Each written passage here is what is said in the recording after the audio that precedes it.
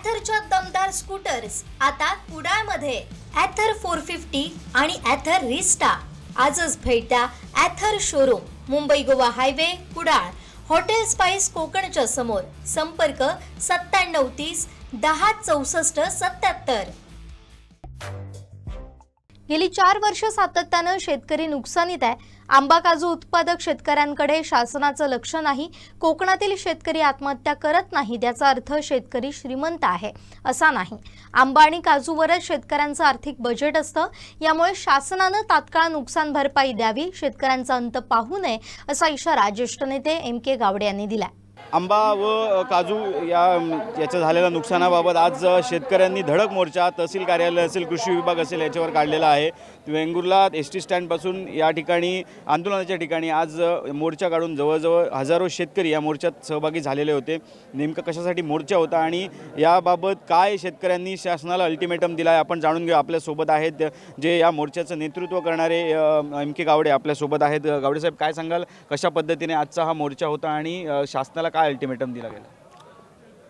ह्या मोर्चाचं कारण एकमेव आहे की गेली 4 वर्षात सातत्याने शेतकरी नुकसानीत आहे, परंतु या ठिकाणी शासनाचं लक्ष आज या ठिकाणी आंबा उत्पादक किंवा काजू उत्पादक शेतकऱ्याकडे नाही. आणि म्हणून या शेतकऱ्यांनीच शेतकऱ्यांचं नेतृत्व करून उत्स्फूर्तपणे आजचं हे ठिकाणी आंदोलन आणि हा मोर्चा काढलेला आहे.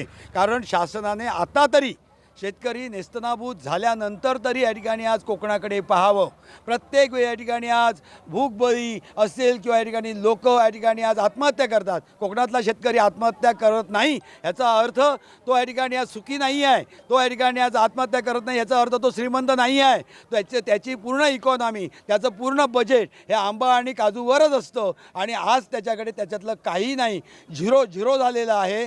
पुढची 5 वर्ष शेतकरी जर शासनाने लक्ष दिलं नाही तर तो उभा राहूच शकणार नाही. आणि अशा परिस्थितीमध्ये आमची शासनाकडे मागणी आहे की पहिल्यांदा कोकणाला काहीतरी देण्यासाठी आज या ठिकाणी आपण सकारात्मक, आम्ही जे या ठिकाणी आज हेक्टरी आंब्यासाठी 5 लाख आणि काजूसाठी 3 लाख हे जे मागितलेले आहेत ते आम्हाला लवकरात लवकर त्वरित आज या ठिकाणी मंजूर करून या ठिकाणी वितरित करावेत. आज कुठल्या तरी कागदी घोडे नाचवण्यामध्ये वेळ घालवू नये आणि शेतकऱ्याला मिळालं पाहिजे. आणि शेतकरी एक वेंगुर्ल्यातला जेव्हा शेतकरी उभा राहतो त्यावेळी जिल्हा आज या ठिकाणी उभा राहायला फार वेळ लागत नाही. आज जर या ठिकाणी शासनाने जर योग्य निर्णय लवकरात लवकर घेतला नसेल तर या ठिकाणी येत्या या ठिकाणी मातला आज या ठिकाणी जिल्ह्यावर भव्य दिव्य असा न भूतो न भविष्य असा मोर्चा शेतकऱ्यांचा काढला जाईल. शेतकऱ्यांची ताकद दाखवली जाईल. तेव्हा अंत न पाहता माननीय शासनाने जितक्या लवकर जमेल तितक्या लवकरात लवकर एक वेळ शासनाला शेतकऱ्याला मदत करावी. त्याचप्रमाणे याच माध्यमातून आम्ही सांगतोय की आज या ठिकाणी आज झाडं काळी कुट्ट झाली, का झाली याचं संशोधन कोणी करायचं?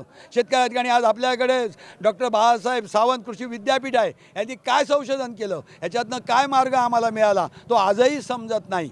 दुसरी महत्त्वाची गोष्ट, एवढा मोठा भ्रष्टाचार त्या ठिकाणी आज औषधामध्ये चाललेला आहे की या ठिकाणी आज जो येतो तो औषधं देतो. त्या औषधांचं प्रमाणीकरण कोणी करायचं? त्याच्या शासनाच्या ज्या लॅब आहेत त्या कशासाठी आहेत? त्या लॅबचा उपयोग काय आहे? सगळ्यांची मिली भगत आहे आणि त्यांचं या ठिकाणी आज या ठिकाणी पैसे सगळे कमवतात. बॉक्सवाला पैसे कमवतो, औषधवाला पैसे कमवतो, शेतकरी मात्र नेहमी मरतो. आणि म्हणून दुसरा एक महत्त्वाचा विषय आहे की वन विभागाचे मंत्री त्याच्या राजकारणात त्यांच्यात ते सामील असतात. आज कोकणामध्ये माकड असेल, गवा असेल, आपल्याला खरं वाटणार नाही. गडेकर नावाच्या एका शेतकऱ्याच्या बागेत गेलो, हाताला मिळतील 8 फुटापर्यंत आंबे गवा रेड्यांनी खाऊन टाकले आणि शासनाकडून वन विभागाकडून कोणत्याही तऱ्हेचा उपाय होत नाही. आज आमच्या हातात नारळ नाही, आज आमच्या हातात आंबा नाही. मग अशा परिस्थितीमध्ये आज या ठिकाणी शेतकऱ्यांनी जगायचं कशी?